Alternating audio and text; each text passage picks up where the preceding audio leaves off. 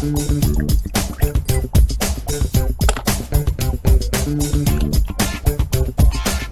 the intro?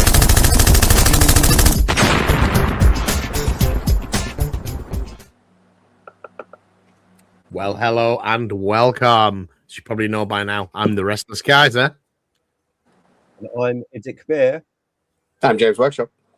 I am T3 Tato. But And together we together are modeling for advantage. Wasn't that beautiful? Always. Yeah. All right, so IDIC Beer ran a YouTuber's Invitational Warhammer tournament at the weekend. James and I went along, but let's make sure you know who our other guests are tonight. So to begin with, Nick, do you want to tell them who you are and where they can find you? Yes, hello. I am the IDIC Beer that Kaiser just talked about. So yeah, I've got a YouTube channel, IDIC Beer, 40k Necrons and more. And I was on the live stream last week, so you may have seen me there already. But yeah, we had a YouTube's Invitational tournament, and we had a lot of fun.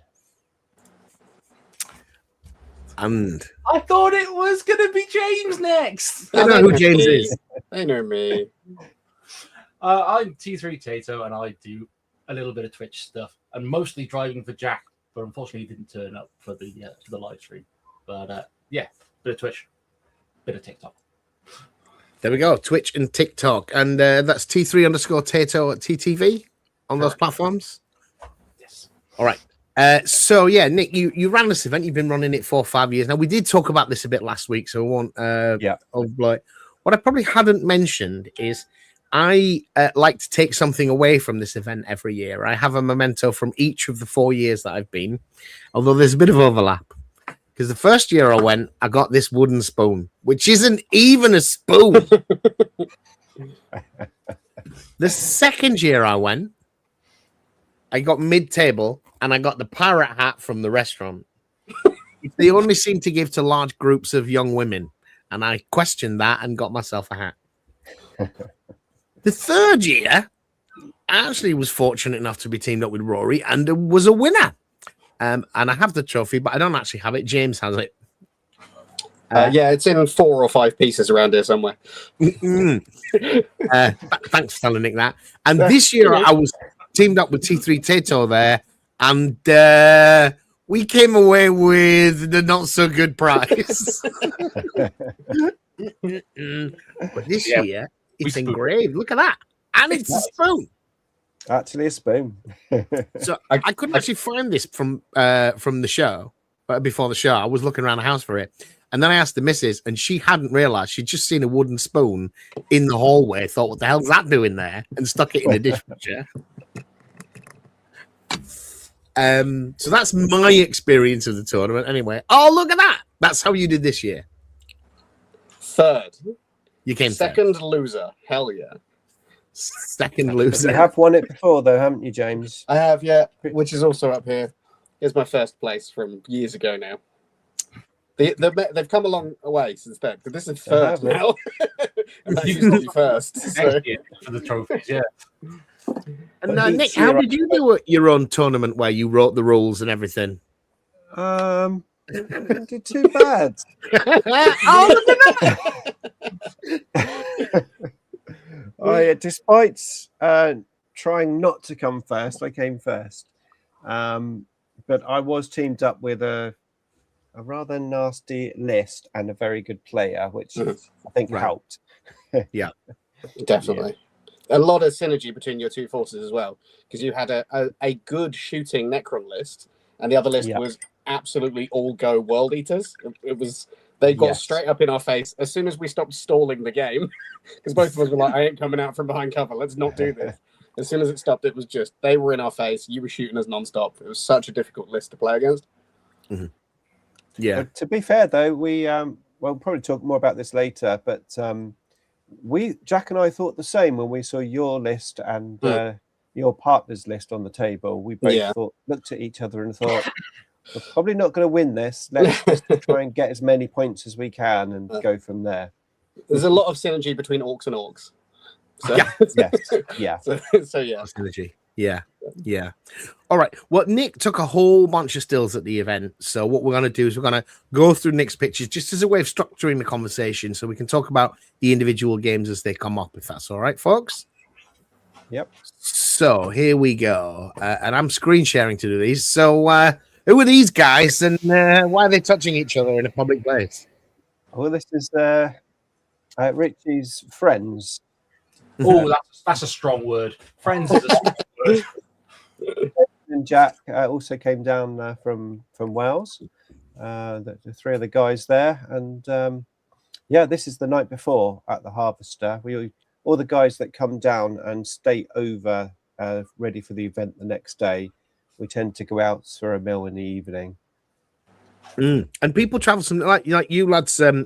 The same for you, isn't it, Richie? That you travel up from Wales, is that right? Yeah, so we're in the Cardiff area. So I bundle these three into the back of my car, and it's like driving with a bunch of children in the back of the car, constantly squabbling, constantly kicking the back of your chair, messing around with everything in the back. But then they turn into adults when they get there and generally well behaved. So right, yeah. That's them on their good behaviour. Okay. On the day that was their best behaviour, which is terrifying. Says a lot. And this new person? Yep. So this is Planets 40K, which I'm sure all of my Necron followers will know about. Another big Necron channel here, and obviously with Jason. A beard. And Jason liked to take pictures of himself. And this is me with Warhammer, Dan from Warhammer 40K, who's also another Necron player. He is, and he comes from Newcastle way, doesn't he? He comes from Newcastle, yeah, absolutely. So a very long train journey for him, but a train. Yeah, seems to enjoy it. So yeah, magic. Oh, and who's that guy? It's me. So you go for a meal the night before. This is setting up in the morning. So this is kind of like behind the curtain, as it were. Yeah, this is it. So we're halfway setting up. So it's like a double marquee, which is at the apartments where I live, where we can hire it out for free, which is great. But I don't charge tickets for the event. It's it's all there for just people to come and have fun. And we've got 4 tables. Which means with 16 players, we can play in pairs. So, yeah, it's like a perfect scenario, really. And the pairing then, Nick, is an opportunity. I think that's one of the things that that makes this tournament a bit different from others is its blind pairing. Yes, and the range of sort of skill and approach to the game is radically different. Some people are like Rory, who's in the front middle of that picture in the black t-shirt, very competitive young guy, very high energy. But then there's people like me and Bill there who mostly just bring some figures along and roll some dice. Yeah, and that's why I mean the whole idea of the tournament, which when I first set it up was just to celebrate being on YouTube for 10 years. So it's all just for fun. It always has been just a fun thing. And I think the danger of already knowing your partner like weeks or months in advance is obviously if you do end up with 2 people who are quite competitive, they're going to obviously fine-tune their lists and make them even as more so as possible, even more so. So doing the blind pairing, yes, you could end up with 2 strong lists and players together, and maybe a couple of weak players. But also you could get quite a good mix-up of players as well. But yeah, ultimately, I think everyone can agree when you're there, regardless of whether you're trying to win or just trying to play a couple of games and have some fun. I think it's all done in the right spirit. Everyone plays in the right spirit. Yeah. Well, compared to other tournaments, the whole day is 2 games, not 3. Which really changes. Yeah, I tried to do 3 games, but it was just way too much. We ended up we tried to do 3 and only managed to play 2 because everyone's talking and chatting. Everyone's trying to make content as well for their YouTube channels and stuff.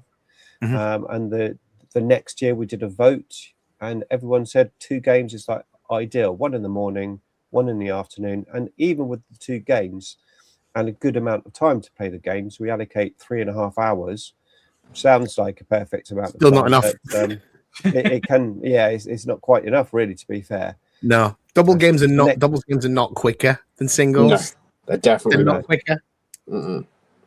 Yeah, I think the second game's better because the first game, obviously, you want to have a look at your opponent's army, your teammates' army, maybe talk some tactics and stuff. Whereas the second game, you've already done that, so you know how it's going to play out. So yeah, I mean, each year I try to tweak the tournament each year just to make it, as better and better each year. So I've already got a few ideas for next year. So see if we can improve it slightly, maybe a little bit more time for the first game. If we can squeeze that in somehow, even if it's just like you've got 10 minutes to have a chat with your opponent, and not your opponent, with your partner, to come up with your battle plan and stuff. Because I think that ate into the first game's time, allocated time. So, I mean, you're seeing the boards there, but this year, I think the fact that it was a brand new edition was a big challenge for me. Certainly, there was a lot of talk about the new terrain rules. To be fair, there was widespread agreement, but a lot of people were just kind of working their way through it to how it does actually work. Yeah, they're not particular. Though they are easy, they're not easy. Yeah, I think the whole concept of the train is great, but it can take a while to get your head around all of the rules. Yeah, it's very abstract, but once you've got it, you've got it. Yes. I don't think you've got it.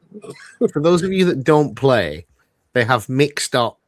Historically, Warhammer has been a true line of sight game, which meant functionally, if you could see any model in the target unit, you could just black the whole lot of them. Now they've not only have they embraced area terrain, which is why there's all you see on this red board. There's all these little mats. It also includes an element of true line of sight, not exactly, just an element of it. So you can't shoot through any of those patches from one side to the other. You can shoot into it, you can shoot out of it, but anything that's considered solid, you can't shoot through if that act genuinely conceals the model. Which sounds simple when you say it, but when you're at the table, there's a lot of talking to do over that. There is a lot of events where you go, oh, I can maybe see a little elbow and then an argument ensues and 20 minutes of chatting. It really does eat into the time, doesn't it? Yeah, I mean, I think once people are used to it, particularly with intentional plays, like, okay, I'm putting my APC here. Do we agree that it can't be seen by those models over there? But when you're not entirely confident of how they work in the first place, that's not second nature to you. But they're also on a proprietary size board now, Warhammer tables, aren't they? They're not 6x4. They're some weird measurement like 60 by 44 or something. Yeah. 5 by sort of 4. Right. 5 by almost. Okay, so we've seen those people before. These people are sort of new to be in shot. So who have we got here, Nick? Yep, so on the left, you've got Richard from CM War Games, who is one of my partners that I tend to play every so often. It's local to me. And on the right, we have Darren from Twisted Dice, who actually made the trophies for us. So that was really nice of him. Very nice. Has Richard got a drone there? He does have a little drone, yes. Yep. It did do a little bit of flying, but I think the games were so intense, he didn't get too much time. Right. Oh, he was planning to do some overhead filming or something. Yes, he was. Yeah, he's going to fly it all through the marquee and take all the shots and that. But usual story, it's like when you're playing, it just goes out of your head, doesn't it? Yeah. So the people are starting to gather. So in the early part, before the draw this time, you moved the army painting thing. So everybody lays their army out here. And we've not seen a picture of him yet, but this guy called Bill wins. So you changed it up this year, didn't you, Nick? Just to stop Bill from just straight up winning. The rest of us might as well not put our models out. Yeah, so I've always tried to make the like army prize best army rather than best painted. But Bill just wins it anyway because he's such an awesome painter, you know. And this year he had 2 armies in there. He painted another this year, he's painted Planet 40K's army, and he brought his Samhan army this year. Both looked amazing. Yep. But yeah, so introduced a new trophy this year. So we've got a dedicated best painted and the best army one as well, so that other people get a chance of winning a trophy. Very nice. I did wonder whether Bill was going to split his own vote by having 2 armies. To be fair, Steve split the vote there this year, didn't he? Steve did very well. He got like 5 votes for best painted. Yeah, lovely army. Really nice to see. So this is the game. So who won the best army? I forget. Was it Dread? Dreadwild Gaming. Yeah, he won best army for his fantastic Orc army, which doesn't have many Games Workshop bits in it. No, there's a lot of third party, a lot of conversions, and it's like super cool. Really, really nice army. So that was well deserved, I think. Yeah. And who's this guy in the white t-shirt standing around in the background, Nick? That is my son, Luke, from my channel, who, if you watch my channel, you'll see him in some of my battle reports. So he plays Tau. So it's a tough opponent to play against. But yeah, he had a lot of fun. It's his 2nd year at the event. Yeah. So here's the games then. This is set up so you can see immediately it's a doubles format. There's a load of Tau and a load of Orcs right next to each other at the start of the game. So is that Steve-O? Yeah, Steve-O and my son got teamed up, and they were playing myself and Jack on the other side of the table. This is the other side of that table, yeah? Yeah, that's it, exactly. So that's the deployment. Where are all Jack's models? Well, he had a few units. He had Angry Angron, which was like 4. He's got Angron in the middle there, yeah. Yeah, then he had Khan. I think he had a couple of 8-bound units. Right. Maybe 1 other unit. He did, yeah. So he had 2 8-bound and 1 exalted 8-bound. And Khan. Right. Yeah. Right. Okay. Okay. So he was telling me how nasty they were, but I didn't realize how nasty they were. I mean, in assault they were horrible. However, on the other side of the table, as you can see, we were facing a Storm Surge. So 2 strength 24, damage 12 guns. That's pretty strong. That's pretty strong. Yeah. Yep, and it's properly glued on rather than drooping, because those big cannons are often a bit droopy on models, aren't they? yeah. Which is nice. So my son and about bringing it, but I said bring it because it would be fun. I said if it's like epic fails and everyone like passes their invulnerable saves, you'll have a story to tell. But I said if it obliterates stuff as well, you'll have a story to tell. Yeah. So I said it will be a fun unit to bring, and it did exactly that. I mean, in our game, it failed to kill my Doomsday Arcs on turn 1 when it shot them. But in I think the 2nd game, it did obliterate a Nightbringer, 1-shot a Nightbringer. Right. So yeah. When it works, it works. Yeah, exactly. The thing you're up against, it's only 2 shots, and whilst they're very, very powerful, if somebody rolls a 4+ invulnerable save, yeah. So certain types of melee units, high mobility melee units, are going to do really well in this edition. So you can see here, if you look at Angry Ron in the foreground, is behind this area. And you may think, well, that's not providing him with any cover, but it is. It's providing him with absolute cover, I believe, because he's behind the footprint. Yeah. So if you see the yellowish coloring of the squares rather than the grayish coloring of the squares, that's actually an overlay of the area terrain. So it's much easier to protect your units if you're not needing to take offensive action. And what that means is you can pop out of terrain and murder things in melee without exposing yourself. Whereas for shooting armies like those big rig on Necron barges, it's hard for them to get long range shots, isn't it? There just aren't things to shoot at. It is, yeah. I mean, this particular deployment map, there was 2 firing lanes, one each side, going down at the sides which wasn't actually too bad on this map, because there are some maps for sure where you can hardly get a shot off unless you start moving them. Once you move into a piece of terrain, then obviously you can shoot out of it. So there is definitely opportunities, but the thing of like an alpha strike where whoever goes first basically just obliterates your opponent is not really a thing now. You don't really want first term in this format. You want the other guys to expose some of their units by moving forwards, don't you? Absolutely, yeah, exactly, yeah. Which is good. So this is Rory's Tyranids, and he was with Dan from. He was with Dan, double Catan Dan. Yeah. You can just see a big Necron spider thing in the top right of this picture. Rory's list was quite similar to the list he brought. Was it last year when I won, or the year before? So it's quite similar, but he'd made some changes, so the meta had obviously shifted. This big green thing you've got on the back is horrendous. Tyrannofex. It takes a couple of shots, and some games you play, they never do anything. But when it hits like a truck, and he couldn't miss with it. So he was just deleting. You can see right at the other end of the table there is my little demon engines, the little trike, my Phytic Blight Haulers. And a vehicle like that with 10 wounds at toughness 9, he was just popping one a turn. It was heartbreaking.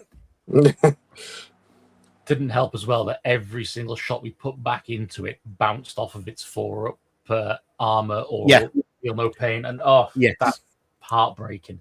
I'm trying to think. So this is our game against them. So you can see TTV's yellow Imperial Guard with those kind of diesel stripes on it. I like that. We both had quite a lot of vehicles. I thought we were going to be okay here, and we did all right in this. We did better than in the second game, I think. I think we did. But let's say that 4-up save of Rory's was just on fire. Yes, and he was playing with someone who wasn't command points. That Rory was burning through the command points. Yeah, he was. That Tyranid list needs them, because when you got nice big models and you can put feel no pains on them or invulnerable saves on them for a command point, it really pays off. Yeah. Whereas for us, both Richie and I have got a lot of smaller vehicles, and they're never quite so good a payoff in terms of the command point usage. Yeah. But and we did do a decent amount of damage to them. But I think in the first round of your shooting, you did it all, and you did a full round of shooting against these long range lanes, and we did about 3 damage, I think. Yeah, because he feel no pain absolutely everything. It was 2 lance cannons, 4 hunter killer missiles, couple of auto cannons, couple of this, couple of that, and just every piece of ordnance just bounced off the thing. And if you look at where we are on the trend, particularly on the left side of the picture, we took a lot of shots. Yes, we did. A lot of anti-tank shots and did almost nothing. Yeah. But you know what? As well, wouldn't you put into them? Yeah. Yeah. But you know what? If you complain about that, don't play games with dice in them then. Yes. Yes. You know, that's how that is. So this is us starting to move up. I think our biggest problem, and this is about not an opponent, is we both took up quite a lot of space. We both had quite a lot of units that were quite floor hungry. Yeah. So there weren't good hiding positions and so forth. So who is this? These are not your orcs. Your orcs are yellow. Yeah. This is table 2 for the first game. So this was Darren and Dreadwell Gaming. So this is Darren's orcs. He had quite a nasty list. He had Thraka with some boys and stuff. He had this new unit as well, and then obviously teamed up with another orc player. So and Darren is a very good player. Character. It was double Wazdacker on one table. They did, and Darren is a very good orc player as well. Yeah. And it's probably worth pointing out at this point is that all the tables, although they've got different items on them because of those mats, actually have identical terrain. Yeah. They're functionally... it doesn't matter what side of the table you're on as well. It's exactly the same. It's symmetrical. So this is that Yeah. Hobby Corner Kev stuff on the top Yeah. of the screen? The only Space Marine player, Kevin from Hobby Yes. Corner. Yeah. Yes, because Bill And didn't then- bring Space Marines this year. Bill normally brings Space Marines. No, yeah. And then Jason with his Necrons. Yeah. So he's obviously got like a destroyer-based Necrons. I think he had Necrosaur there as well, I believe. Yeah, and he's one of your lads, isn't he? He's one of the Welsh team. My Welsh boys, yes. So this is his second year coming back, and he's done very well for himself. He's just started his own channel as well. Oh, nice. You'll see his face come up soon. We played these in our second game. In the bottom right of the picture, the model you can only half see. It's absolutely filthy. What was it called, James? Necrosaur Amintar, I think. Yeah. That model is obscene. Nick, tell them what it does. I've only played it once. Okay. Don't tell him, Nick. No. It is not only an absolute beat stick on its own, it's a very tough, very strong fighting model, but it also buffs all of the models around it. I think it gives them all +1 strength to all weapons, including shooting. Yeah, it was like it seemed worth its points as a support character. It seemed worth its points as its fighting character, and it seemed worth its points as a tar pit. I'm like, this is about half of its true value. It's about 180 points for a character that can actually do everything except shoot. It's one of the toughest infantry models on the board ever. Yeah. Ugh. And there's James' list. Oh, Look at your that. sunglasses. Jesus. Hey. I bought a Stomper. I thought it was a meme list, and it turned out it was pretty good. I brought a Stomper because it was 600 points, and I didn't especially want to paint a huge amount of stuff. All bring the same list as last year. And the Stomper was already painted. It was very similar to the list I took last year, except I swapped out a Gorkanaut for an even bigger can. Yeah. It scared people in a way I didn't expect, because it's pretty tough, but unlike a lot of things in the game, it doesn't have an invulnerable save that's worth anything. It's got a 6-up invuln. Yeah. It doesn't have a way to get a feel no pain.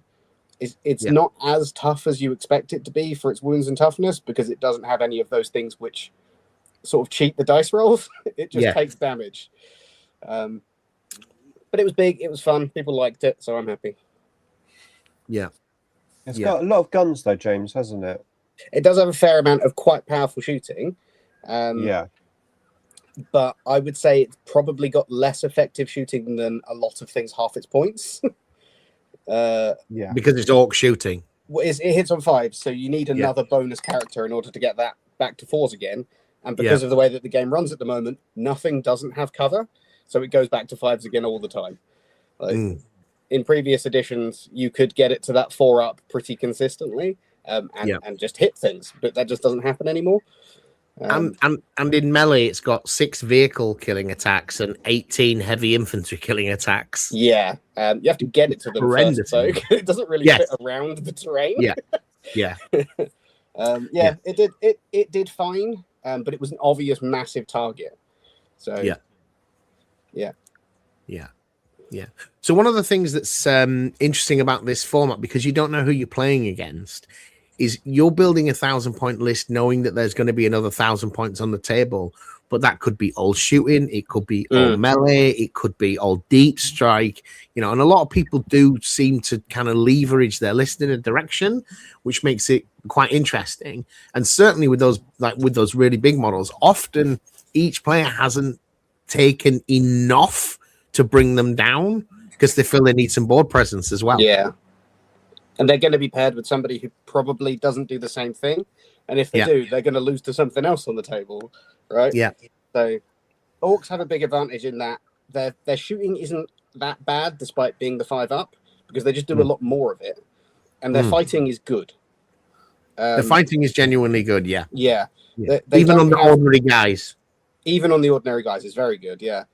They don't have the speed that a lot of armies do. Unless you plan for it, and then you end up spending a lot of extra points on it. But weirdly, for an army that you think is just combat, they're very generalist.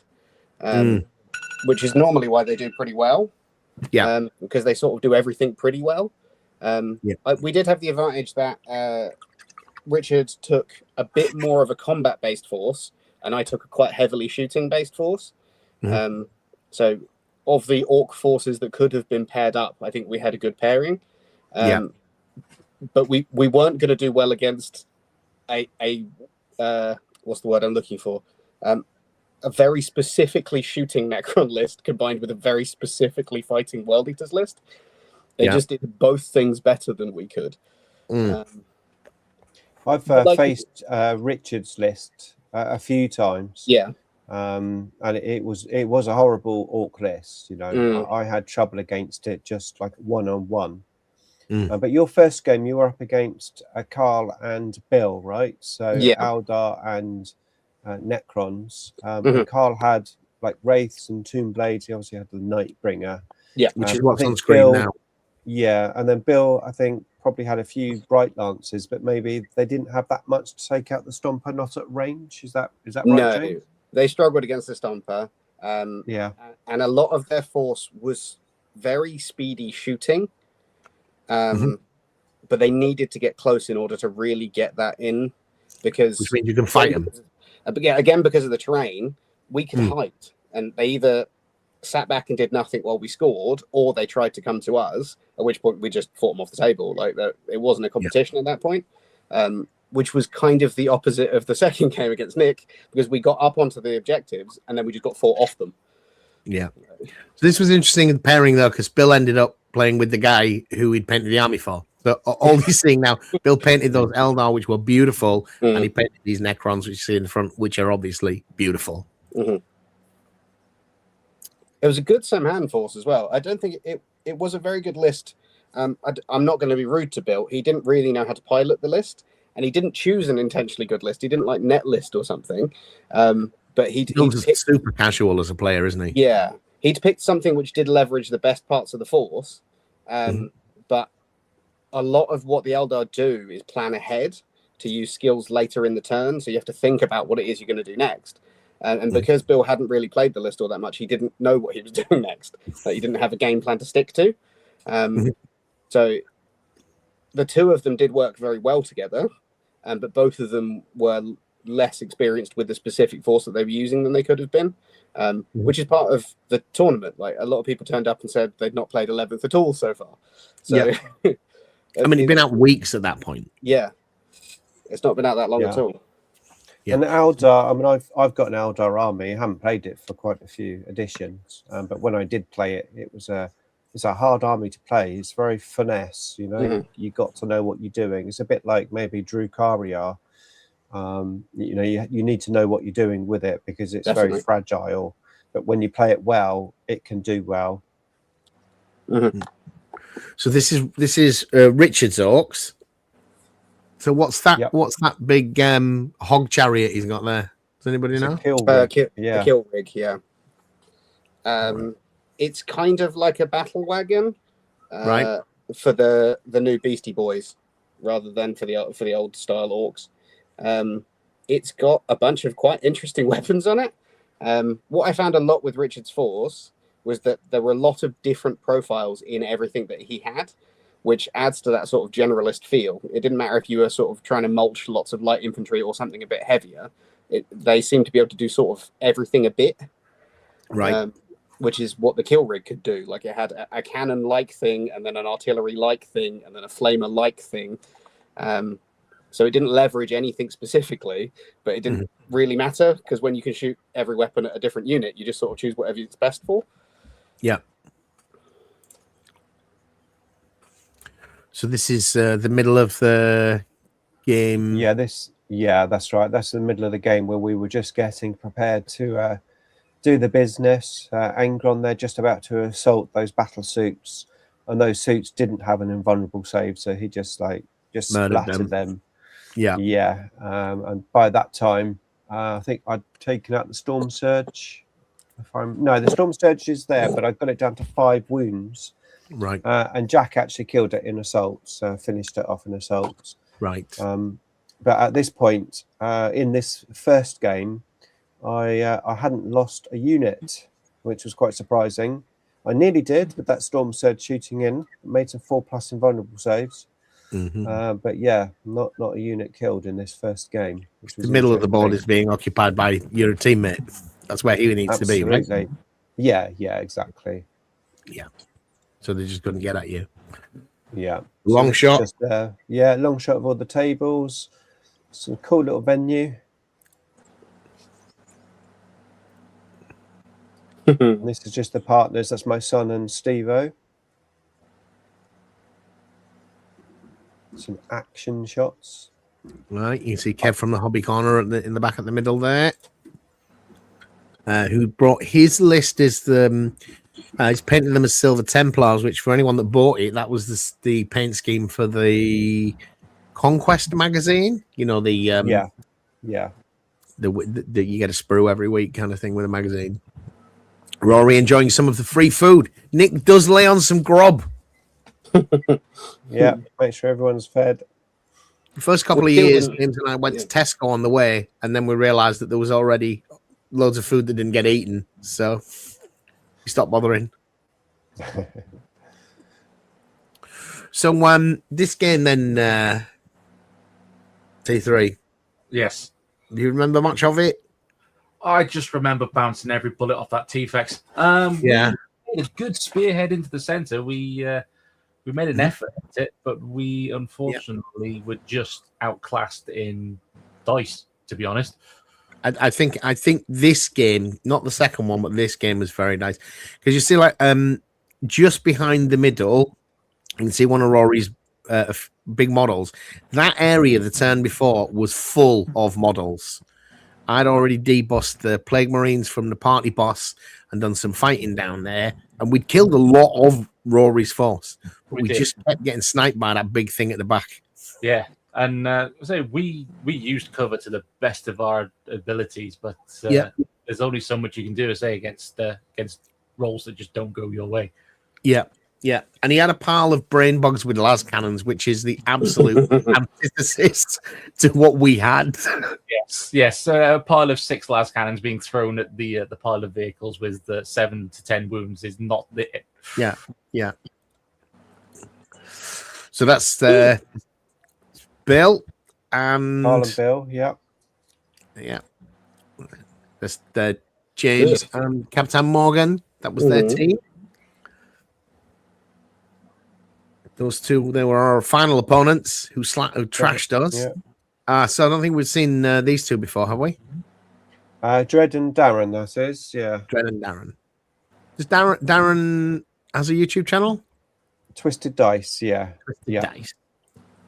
Twisted Dice. Me and Richie. I do believe you've got Carl in the chat as well, I think. Oh, have we? I think. Oh, mate. Do you want to join for the last 20 minutes? If you follow the link, I can let you in. If you want to come and tell us about your experiences. Let me go back to the pictures. If he does, will one of you let me know? Yeah. Okay. Cheers. This is still your first game, right? Yeah, that's the first. Or is it? Game? No, it's a second game now. Yeah, so that was my. Well, we spent 2 turns doing nothing, and then on the third turn, I think we pretty much said we've got to do something now. Oh, I was totally fine with you doing nothing for the first 2 turns. We held more objectives than you. Both of us were doing very little, but we were doing very little for more points. So you had to go on that turn 3. You were second, weren't you? So bottom of turn 2, you were like, no, screw this, we got to go. Yeah, so turn 2, I did move the 2 Doomsday Arcs to take some shots at the Stomper because we thought we've got to do something with the Stomper before we. Yeah, can we see that in the previous one? Well, you can see it now because they've got the firing arc down and there's no Stomper. Yeah, that's it. Right, because the Stomper's gone. The Stomper was where Angry Ron is in that picture, is he? Yeah. Right. Yeah. Okay. That makes sense. And they're exactly the weapon to deal with the Stomper, aren't they? They certainly are. Massive anti-tank power. I think you got thrown off on the first turn when you didn't do as much as you expected to do against it, but that was dice. You rolled badly, and you were like, "Oh, we actually can't take that thing out." And then the second turn, you fired at it once, and it was gone. So, but the thing is, the second turn, I was in positions. I didn't have to move, so I got dev wounds. Yeah. The first turn I moved, so no dev wounds. So that made a difference. Ain't nothing I can do about that. Yeah. No. Yeah. This game we don't know so much about. This is Rory and Dan playing. This is Darren and Dread versus Darren and Rory and Dan, which I think was very, very close all the way up until Rory made a move which didn't turn out too well for them. I think Thraka heroically intervened. Rory wasn't expecting it, and it changed the game. So I think it went from a close game to a big win for Darren and Dread, which got them their second win. So I like the look of Dread's list. Like you can see this Dakajet or whatever it is. He had a bunch of unique or 3D printed or third party models. He had quite a lot of. There was a bit of an aircraft theme to it, wasn't there? There was a tiny little. Yeah. It's all airplanes. Cromlech models. All of that stuff's all Cromlech. Right. Really nice models. And I don't know if you guys spoke to him and him said before we started, when we was putting our models out, he'd varnished them all like the day before and it had gone a little bit frosty. And so last night he was fiercely having to fix it all. Oh, I didn't know that. Yeah, sometimes it can. I've had that before. Yeah. Twisted Dice, the sponsors as well as players. Oh, yeah. Yes, Twisted Dice sponsors the event, doesn't he? Does he provide the... He did the trophies for us. He made the trophies. Made the trophies. Cool. And this is Bill and Kev? That is, Bill and Carl versus my son and Steve-O. Do we know much about that game? I haven't spoken to my son yet, but I know that he won that game. Well. Yeah, that's all I know. That's all I know about that game. Oh, well, there's some nice pictures from it. Yeah. You can see the close-up of those Eldar Gem. Bill is such a good painter. It's beautiful stuff. The army looks right out of a codex, but not like the current codex. Yeah. The old codex. When I first started Eldar, I think it was 5th edition, looking through the codex and like seeing all the pictures, and it was like, that just looks amazing. How am I going to ever paint like that good? Bill's army looks like that, so it's just absolutely amazing. It's a lot of the old-fashioned volumetric shading rather than the new style edge highlighting. So you've got areas that are highlighted across flat panels. A lot of the armies that he's painted so far have been flat panel armies, and he just does such a good job of them. So it's such an eye. He does. Yeah. There's also a Jack in the chat, just so you know as well. He says hi. Hi, Jack. Hey. Hi, Jack. Oh, Lord, nice. Hey there. Yeah, same stems. If you go into the Facebook thing, you're welcome to come and join the stream. Tell us your views rather than listening to us talk about you. It's up to you. Bad mouthing him the whole time, yeah. That might get him on the stream. So, is this our second game? This is our second game, yes. Yeah. This was Where we got murdered. where we got murdered. Again, where the dice rolls were not in our favour. No. 4-up invulnerable, and a 4-up invulnerable is so powerful at the minute in this game. And so common. And insanely common, yeah. Yeah. Who you were playing against? Kevin, was it? It was Kev and Jason. Yeah. Right. And it really was. So somewhere down the right-hand flank there, again, I debossed the party boss, killed a few models, and then discovered how horrific that Necron model is that we were just talking about. It was like, that is a murder machine. I thought it was just there to give buffs to these other guys. Does it all. It does it all. Yeah. And talking about time, we ran out of time on this. We had to math hammer our way through the last couple of turns, didn't we? You got to turn 3. Much going on. Yeah, I think if I do it again, I'm definitely bringing less models. Bring a stomper. Try a stomper. Yeah, something like that. I might bring a knight next time. This is me. There we go. So what was you thinking behind your force then? What you obviously you love painting yellow like everyone. Honestly, I despise painting. It's like the worst part of the hobby for me. So you pick the worst color to paint. Color. Yeah. But no, it's an old color scheme that I used to use, and I just kept going with it. But it comes out quite nicely. To be fair, it's quite striking on the old table. Yeah, it gives a bit of a Tonka look. Yeah, it's a little bit JCB, a little bit health and safety. Yeah. So what was the plan behind the force though? So you had a lot of sentinels. You had a couple of the new. Huge amount of hippogriffs. I had the standard T3 command block, which is a company commander squad, infantry squad, and I threw Creed in there. So I had a massive 4 orders per turn to go to platoons, which was quite nice. They sent out, take aim every turn, and every turn the bullets bounced off. But we hit. Yeah, we hit them. We just didn't do anything with it afterwards. But yeah, the idea was that it was supposed to be stupid fast, throw in some las cannons, throw in some hunter killers, throw in some auto cannons, do a bit of a punch and break through. And it doesn't work when you don't punch through. No, we weren't killing the models in front of us. Yeah, no, I say everything bounced. It was so disheartening. Yeah. What your list needed was Angry Ron. Also, if I was playing something with a big killer model with an invuln, something like that would have given you. It is like it's why the meta is currently Bane Blades or chassis thereof for guard. So I'm hearing.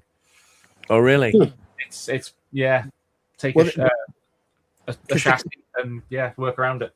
Because with these terrain rolls, they don't just get soak every las cannon on the table. You just can't bring the shots to bear, can you? So they last. Yeah. It's one of the things. The fact that on the tables we were playing there were 2 firing lanes is because we were playing Hammer and Anvil, not Lord of War. We were playing long ways. If we were playing in the other direction as the Lord intended, there would have not been those firing lanes at all. It would have been impossible to shoot anything. So I'm kind of glad, as much as it meant that my Stomper took a lot of fire, I'm kind of glad we played the way that we did. Right. It meant that anyone could do something. Even less. Yeah. To give you an indication of how badly we lost this game, most of Kev's forces were not on the table until turn 3.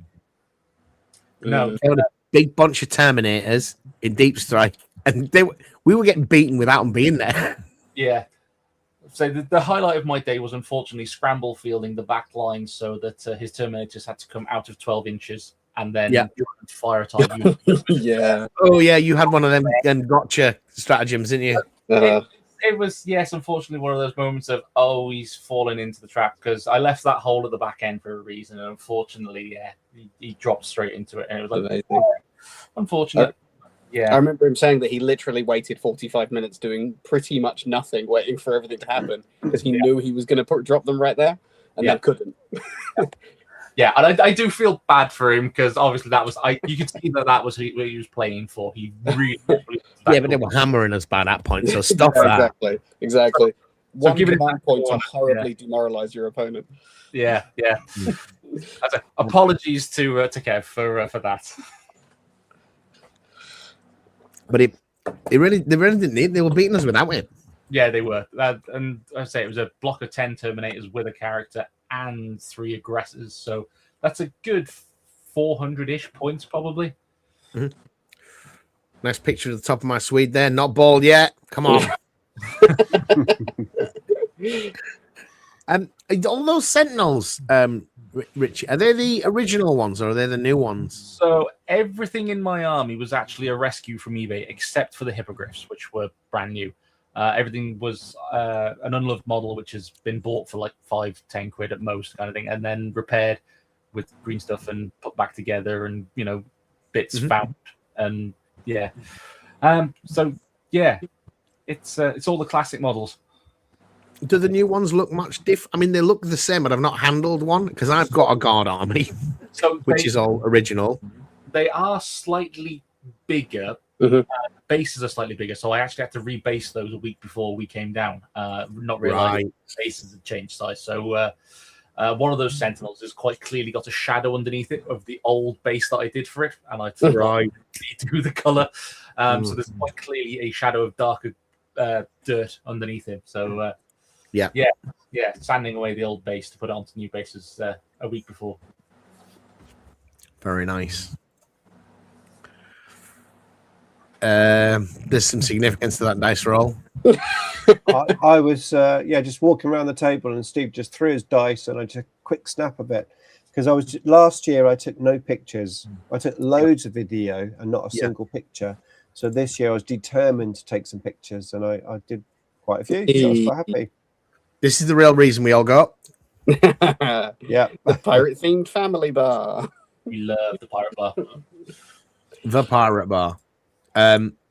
Was that the last one? No, there's a few of them repeated ones. I think that's the end of what we got. That's where it ends. Is it? Oh, okay. He's stuffing his face clearly to take photos.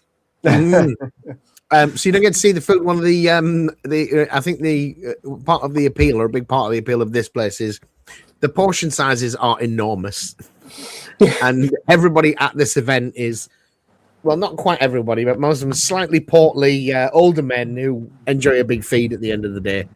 I think it's chosen well in that respect. We get these massive portions, but it's good because sometimes during the course of the game or whatever, you might have some disagreement. We're going out afterwards for a chat and a feed and a drink and a post game debrief. It's very social. So that's the big element for me. Is just it's my big social for the year. Yeah, absolutely. Oh, definitely. Yeah. No, I got Nick was there. I got a bit frustrated in the second game with the terrain rules, and then as soon as that game was over, it was like, okay, cool, we're going to the bar now. Who cares? The game was just over. Yeah. That's really nice. Yeah, I think it would be different, especially in the years like I don't know how you felt coming away from it. I felt like properly bruised. It was quite a brutal day. Like it was a hot day as well, which didn't help. Yeah. So yeah. We started with a lot of bad luck in a game that we might have had a chance in, and then we got hammered. This just keeps getting worse. Yeah. We were hot. We were bruised. We were sad. Pub. Yeah. So without that, so for me, what was really interesting was talking to Richard, and he brought his wife along. Presumably they live in the area because you and him play together regularly, right? Yeah, they live like 15-minute drive away. But his wife came because she drives and Richard doesn't. So she's basically just going to pick him up, and we said, well, why not come to the the mill? Yeah. I discovered he's a vintage Doctor Who fan, like I am, so that was good. But we also both have autistic children, so I actually discovered, but I've never really spent a lot of time with Richard before, we have quite a lot in common, which again, you wouldn't get to know. And then the real celebrities like Steve or like walk up and down the table, making everybody laugh.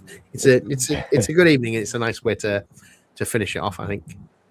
Until we all stare lovingly into a pile of fish and chips or ribs or something because we haven't eaten in hours except from snacking. Yeah. My fish and chips, the batter was so hot, but I was so hungry, I just ate it anyway. And the next day, I just had a burnt tongue. Nice. Steve-O was saying the same. Like he waited for ages for his burger. He was like the last person served. And he burnt himself 4 or 5 times in a row. He just didn't stop. It's just like, I'm too hungry now. This is it now. He's scared of that thing like he just married it. It was amazing. Yeah. Because the truth about the lunch break is many of us are still finishing off our game.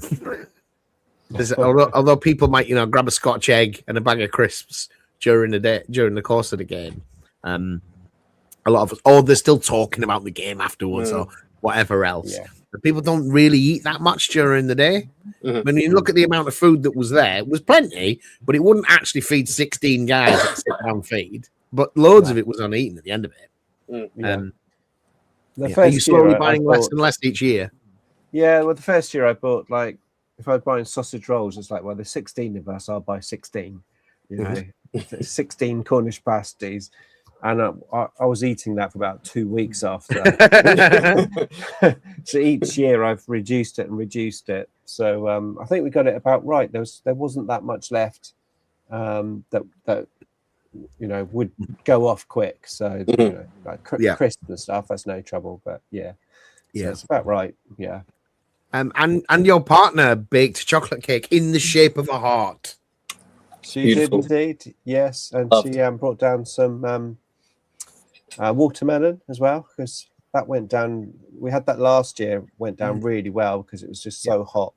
It's like nice and refreshing. So I said, let's do that again. That was good. Yeah. So you've obviously both thought about it. What's your plan for next year's list? It's like 11 months away. It's a complete meta shift away. But what are you thinking? Oh, I have no idea. I like you, the Richie? list quite a lot. I have ideas, I have plans, but as ever, rubbish. So I like Dread's list. I'm thinking flyers. I like. You think flyers next year? Yeah, but I got to think about it because I need to stick with the sort of old school second edition theme. So I need some like biplanes or something to use as flyers. I got to work it out, but I think I liked that. That was good. They're not very good, so I just need to progressively keep making my list worse and see how I do. Get some Airfix 172 biplanes and stick Hawking goggles in it. That's all. I think that's all I have to do. That's all you have to do, mate. Stick some big cannons on it. We're good to go. I think you're golden. I think you're golden. I think the other big mistake I'd made, we sell a lot of stuff on eBay. We open up a lot of boxes of things that I review that I'm never going to pay in. We do a lot of eBay. And whenever the new edition comes around, I quickly rummage through any 40k stuff and I'm like, get this on there before it's totally worthless. But what that meant was I came to the event without codex and unit cards, and my mobile signal was awful. And so I just couldn't check things in any real time frame. It's quite frustrating. So I think next time I probably need to play Space Marines because I can remember the weapon profiles standardized. The yardstick that you should measure everything else from. And I'm not doing it again without the unit cards. I know that for sure. That definitely slowed our game. I'm sure that was frustrating for the other players at my table. Possibly a little bit frustrating, but unfortunately, it's one of those things. Unfortunately, I had the pages loaded for Warhammer and stuff, but the signal was terrible in that respect. But I think I probably am going to go for a big model next time. Yeah, bring Mortarian. Fuck it. I don't actually have a Mortarian. All right, we'll buy one painted. I never fancy painting one. Go bigger again. Just go bigger again. Bigger than Mortarian. Just, Bigger than Mortarian? Yeah, go with some kind of knight, some kind of titan, something. Oh, your Mortarian's not actually that big, is he? It's his big wings. It's just wings. Yeah, he's not fluff. Bring demons. Bring big demons. This I am thinking about. I've only got about 60 plague bearers, though. I don't think it's enough. Maybe next year we'll have a unit size cap. A unit size? You can't be taller than 4 inches. No, in terms of points. Oh, right. Maximum points is like 350. I don't think you need to because the meta moves around. In a lot of times, big models are a bad choice. A lot of times. Exactly. If you'd have brought that Stomper last year, you'd have got Ruffle Stomp, James, right?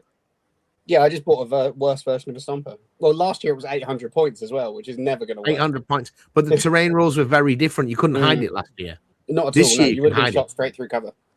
Yeah. You shot straight through cover. That's a big change. Yeah. It also could have shot straight through cover, though. So, I don't know.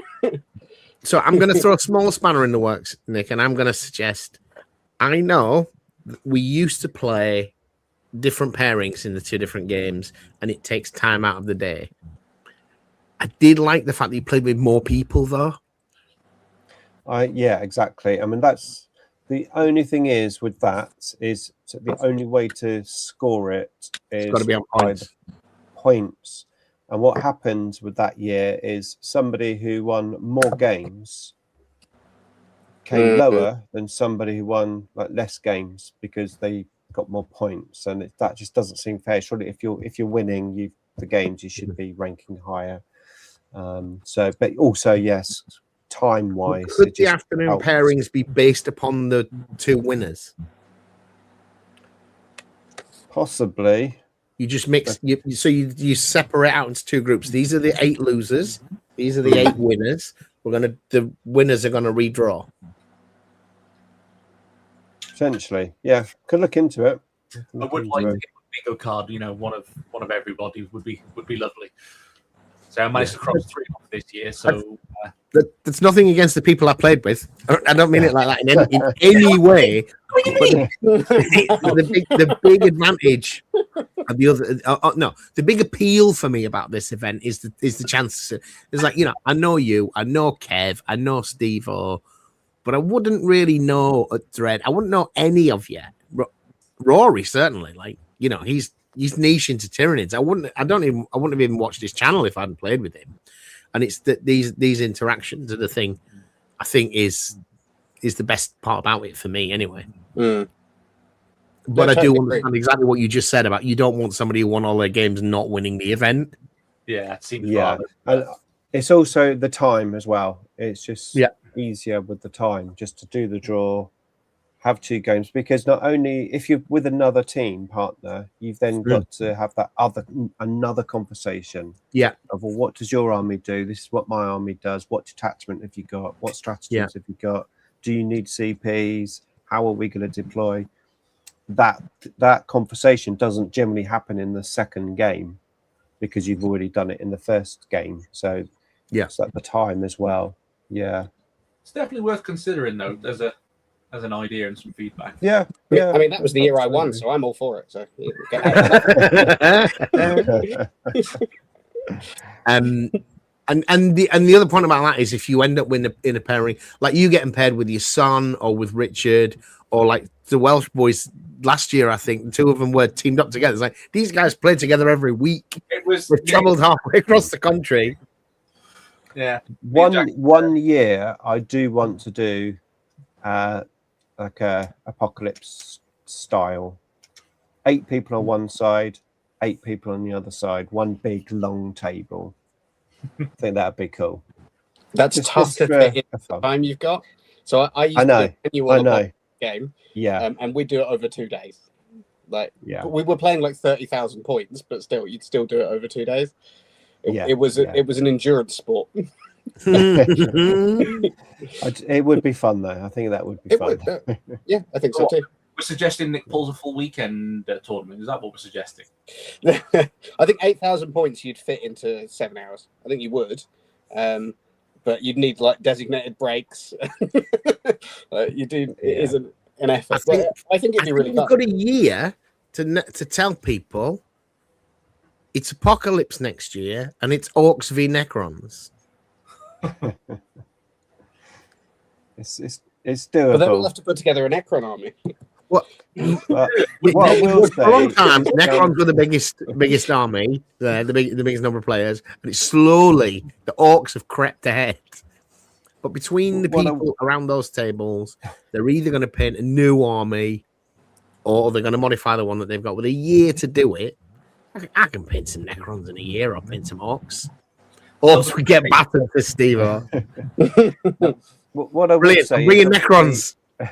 I think I've got having done the event for this amount of time, and each year learning and tweaking, I feel I've got it into a position where it's it's running pretty smoothly, with the exception maybe a bit of timing here and there.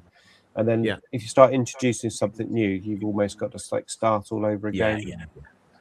So it's a tough one, but we'll be back next year for something. Something will happen. Yeah. So the Apocalypse is a separate event. Yeah, absolutely. But I think in terms of the custom Overlord rules, I think we should keep that going forward, because it just seems to work, doesn't it? It's fun, easy to heck use. of a lot better than those bloody secondaries that Warhammer produce that you spend half your time in the rule book. Yeah. It's a lot better than that. The only criticism I would say is that if someone has, and I did well because of this, if someone has an especially good first game against a less good opponent and scores very high, it's going to be a struggle for someone else to catch up as long as they then win 2 games. Like if they win their first and their second, because you've got it based on wins, that doesn't matter as much. But if it's wins then points. So we scored max first game, just absolutely maxed out as much as possible. There weren't many points that we didn't get because we held a lot of objectives and we did a lot of killing. So I did worry that somebody who did better than us wouldn't do as well because we'd just done so well in that first game. Because you seal clubbed game 1. Well, because the points don't max out in any way. Like, you just keep killing. We maxed out on killing points because we ran out of things to kill. Like stopped. Yeah. Although we still scored more than you though, James. You did, yeah. Because you did well in your first game, and then you seal clubbed us the second game. The thing is, if you have like a cap, let's say it's like 100 points primary, 100 points secondaries. Let's just say, for example, you then start getting into like draw territory quite easily, as well. And you'll just max them out. Most people will kill 1,000 points worth of stuff. So there's no point in having the kill points at that point. I do get it completely. Yeah. And we've only got 2 games to get a firm result in. Yes. Yeah. Exactly. Yeah. A third game can really mix up the pot with those problems. With only 2. Yeah, I do. Right. Yeah, I do get it. Well, I had a great day. I didn't enjoy the games as much as I could. But I was on the receiving end of a fairly brutal gameplay. But hanging out with the people was brilliant. Look forward to it. All right. So just before we go, Richie and Nick, let's just remind the people at home. So, Richie, where can they find you? They want to see all the content. Find me on TTV occasionally when I'm playing games, when I'm not working my butt off. And I post a little bit of my gaming into TikTok as well, both T3_Tato. Magic. And Nick, of course, where can they find some more Necron content? They can find it linked in the description below, right? We'll definitely do that after the show. Yep. Thanks a lot. All right, guys. I hope that was of use to you.